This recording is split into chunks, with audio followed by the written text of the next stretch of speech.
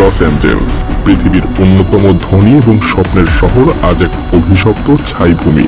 বিলাসবহুল বাড়ি, বিখ্যাত হলিউড এবং প্রযুক্তির প্রাণকেন্দ্র সিলিকন ভ্যালি, সবকিছুই যেন এই আগুনের গ্রাসে হারিয়ে গেছে। কিন্তু এই দাবানল কি শুধুই একটা প্রাকৃতিক দুর্যোগ, নাকি এর পেছনে লুকিয়ে আছে এক গভীর ষড়যন্ত্র? এই আগুনের শুরু কোথায়?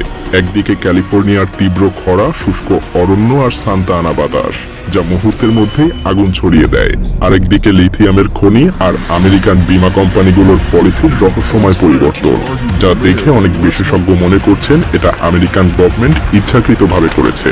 কিন্তু কেন? এমনকি কেউ কেউ বলেছেন এটা সৃষ্টিকর্তার গজব। গাজার নিরীহ মানুষদের আর্তনাদ কি বাতাস হয়ে লস অ্যাঞ্জেলসের এই ভয়াবহ দাবানল সৃষ্টি করেছে? হ্যাঁ, আজ আমরা বিশ্লেষণ করতে চলেছি ক্যালিফোর্নিয়ার লস অ্যাঞ্জেলসের এই ভয়াবহ দাবানল প্রাকৃতিক কোনো ঘটনা নাকি কোনো গোপন ষড়যন্ত্র। সেই সাথে আমরা দেখব এর ক্ষতির পরিমাণ কোন পর্যন্ত গিয়ে ঠেকেছে। এই দাবানল কিভাবে শহরটাকে ধ্বংসস্তূপে পরিণত করেছে, কেন আমেরিকার এত উন্নত ফায়ার সার্ভিসও এই ধ্বংসযজ্ঞ থামাতে পারল না। আসুন উন্মোচন করি এই ধ্বংসযজ্ঞের আসল রহস্য। লস অ্যাঞ্জেলসের আকাশ কালো ধোঁয়ায় ঢেকে গিয়েছে, বাতাসে এখন শুধুই পোড়া গন্ধ। হাজার হাজার বাড়ি ছাই হয়ে পড়ে আছে, আর এই আগুন যেন রহস্যময়ভাবে থামার কোনো লক্ষণই দেখাচ্ছে না। আর এমন অবস্থাতে প্রশ্ন উঠেছে, এই ভয়াবহ আগুন কি শুধুই প্রকৃতির রোষ, নাকি এটা মানব সৃষ্ট সাজানো কোনো পূর্ব পরিকল্পিত ধ্বংসযজ্ঞ? কারণ আগামী কিছুক্ষণের ভেতরে আমি এমন কিছু বলতে যাচ্ছি যা শুনলে আপনি আটকে উঠবেন। ক্যালিফোর্নিয়ার গভীর অরণ্যে একটা বিশাল লিথিয়ামের খনি সম্প্রতি আবিষ্কার হয়েছে। এই মূল্যবান ধাতু, যা ভবিষ্যতের প্রযুক্তি আর বৈদ্যুতিক গাড়ির ব্যাটারির জন্য অপরিহার্য। এখানকার লিথিয়াম খনিতে এত পরিমাণ লিথিয়াম আছে যা আমেরিকার সমস্ত গাড়ির ব্যাটারির জন্য যথেষ্ট হবে। কিন্তু এই লিথিয়াম খনি ঘিরে রয়েছে পরিবেশবাদীদের কঠোর আইন, যার কারণে গভর্নমেন্ট সহজেই এই খনি থেকে লিথিয়াম উত্তোলন করতে পারছে না।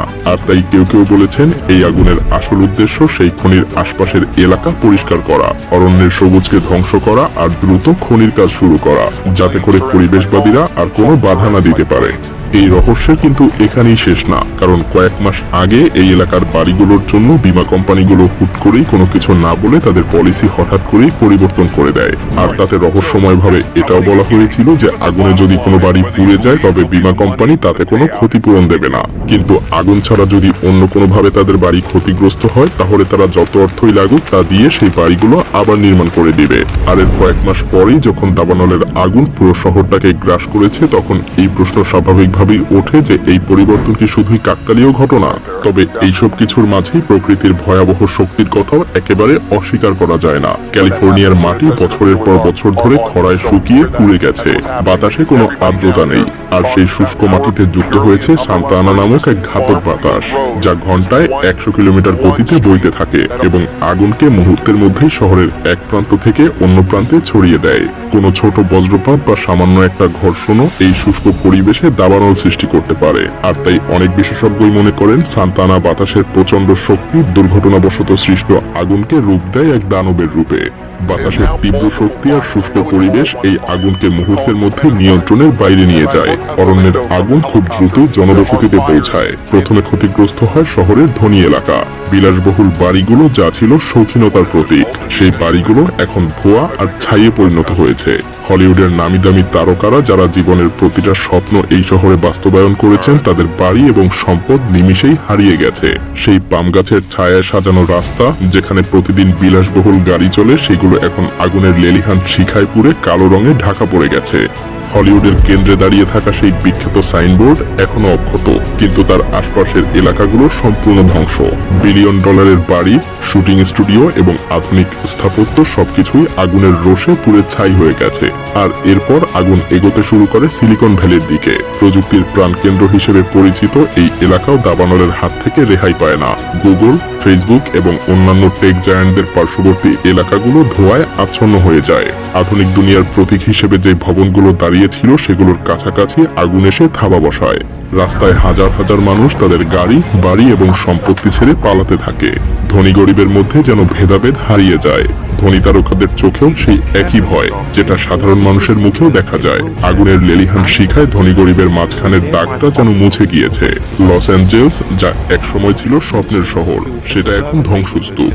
এই দাবানল ধ্বংস করেছে বিলাসবহুল বাড়ি, ছোট ব্যবসা এবং সাধারণ মানুষের মাথা গোঁজার ঠাঁই। শহরটার আকাশ কালো ধোঁয়ায় ভরে উঠেছে, বাতাস ভারী হয়ে গেছে আগুনের পোড়া গন্ধে। লস অ্যাঞ্জেলস, যা পৃথিবীর অন্যতম ধনী এবং প্রভাবশালী ব্যক্তিদের বসবাসের স্থান, সেই শহর এখন ছাই আর ধোঁয়ায় ঢাকা পড়ে গেছে। এখানে বাস করতেন টেসলার সিইও এলন মাস্ক, অ্যামাজনের প্রতিষ্ঠাতা জেফ বেজোস এবং হলিউডের শীর্ষ তারকারা। বিলাসবহুল জীবনযাপনের জন্য বিখ্যাত এই শহরে ছিল কোটি কোটি ডলারের বাড়ি, অত্যাধুনিক স্থাপত্য এবং বিলাসবহুল গাড়ির এক অসাধারণ প্রদর্শনী। কিন্তু এখন সেই শহরের চিত্র সম্পূর্ণ ভিন্ন।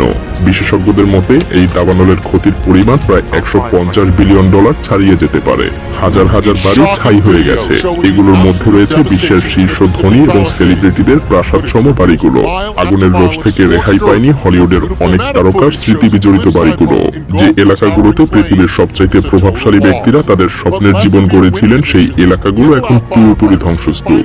রাস্তার পাশে পড়ে আছে পোড়াগাড়ির ধ্বংসস্তূপ। বিলাসবহুল সুইমিং পুলগুলোতে এখন ছাই জমে আছে, আর আকাশ জুড়ে কালো ধোঁয়ার আস্তরণ। এই দাবানল শুধু বাড়ি আর সম্পত্তি ধ্বংস করেনি, এটা সেই মানুষদের স্বপ্ন ছিনিয়ে নিয়েছে, যারা একসময় এই শহরে গৌরবে দিন কাটাতো। ধনী আর সেলিব্রিটি বলে পরিচিত মানুষরাও আজ দাঁড়িয়ে আছে গৃহহীনদের কাতারে। লস অ্যাঞ্জেলস, যা একসময় বিলাসিতার প্রতীক ছিল, এখন সেটা শোক এবং ভয়াবহ ধ্বংসের এক শহরে পরিণত হয়েছে। লস অ্যাঞ্জেলসের এই দাবানল শুধু একটা প্রাকৃতিক বিপর্যয় না, এটা এক গোটা শহরের স্বপ্নকে ছাইয়ে পরিণত করে দিয়েছে।